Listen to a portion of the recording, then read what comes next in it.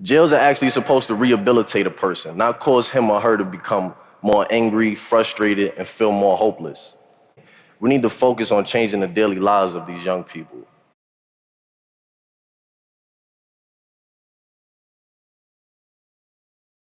We have the highest incarceration rate in the world. Over the last 30 years, that number has skyrocketed, increasing over 400%.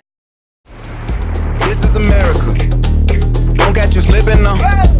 Don't catch you slipping now. Look what I'm whipping now. We've chosen prison as a way to respond to that problem of crime. And there are a whole variety of ways that we could have chosen to respond to that problem of crime. We've chosen the response of the deprivation of liberty. Better that than letting whack congressmen I've never seen dictate where my money goes, straight into the palms of some money-hungry company that... Some institutions paying more than $100,000 per year per prisoner.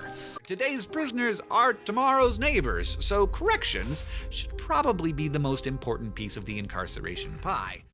Judging me by my skin color and my blackness. Trying to find a job, but ain't nobody call me back yet. Now I gotta sell drugs and put food in my cabinet. You crackers ain't slick, this is all a part of your tax. And we've chosen the response of the deprivation of liberty for a historically aggrieved group whose liberty in the United States was never firmly established to begin with.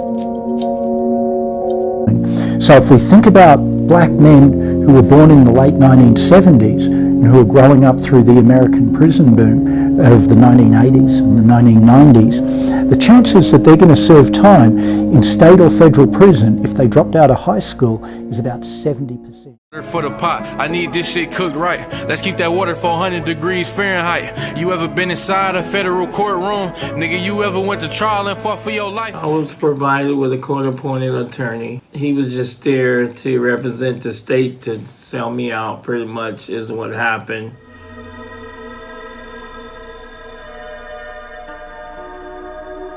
Kenneth was 14 years old at the time of the first offense.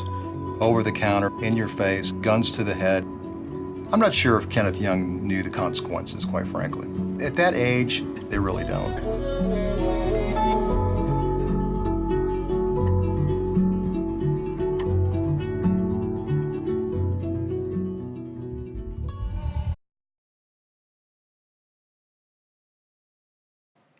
I know firsthand. Before I ever turned 18, I spent approximately 400 days on Rikers Island. And to add to that, I spent almost 300 days in solitary confinement.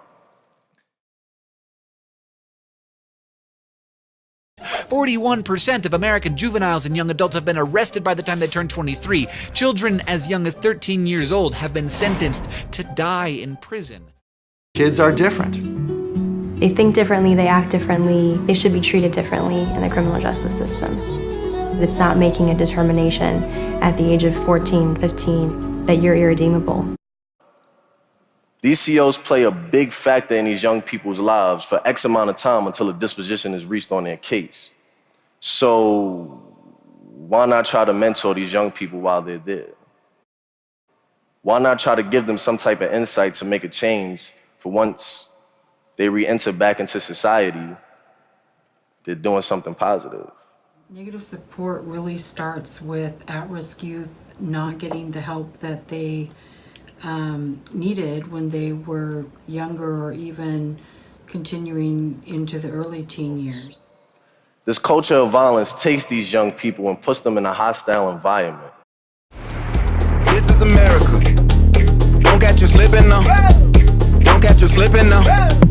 Look what I'm whipping now. Their entire world is concrete walls, a toilet, a sink, no TV.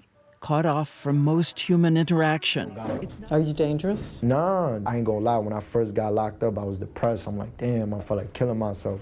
Solitary confinement was originally designed to break a person mentally, physically, and emotionally. Since there's not a discharge plan put in place for these young people, they pretty much re-enter society with nothing. And there's not really much for them to do to keep them from recidivating. As a society, we need to uplift children more. Convicts are ineligible for welfare, student loans, public housing, food stamps, and are often socially disconnected from community and family support structures. After having jobs great jobs before I was incarcerated, and coming out expecting to get the same jobs that I had before I was incarcerated was very hard, and those jobs was not available for me because of my conviction.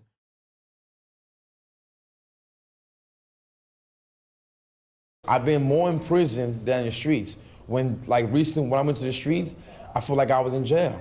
You know, I'm so, you know, institutionalized, brainwashed, call it what you want to call it. And here I feel comfortable inside myself because I'm safe from myself. I'm safe from others. I can't function in society.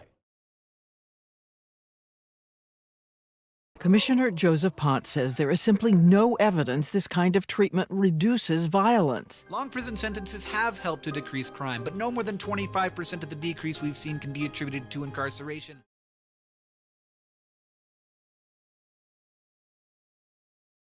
Norway's crime rates are incredibly low.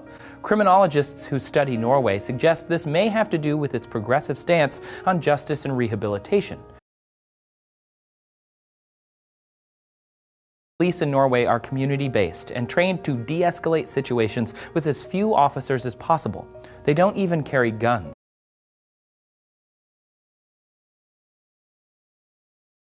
Bestoy Prison, a minimum security facility where the goal is rehabilitation over punishment.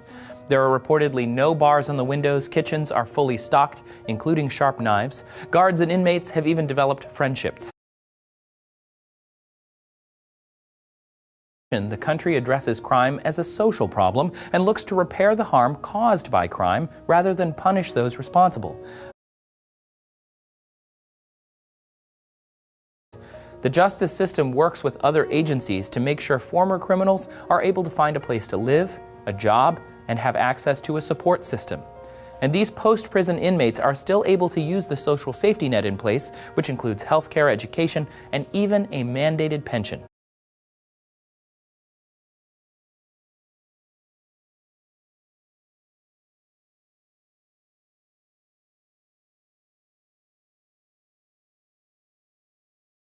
We need to change the culture in our jails.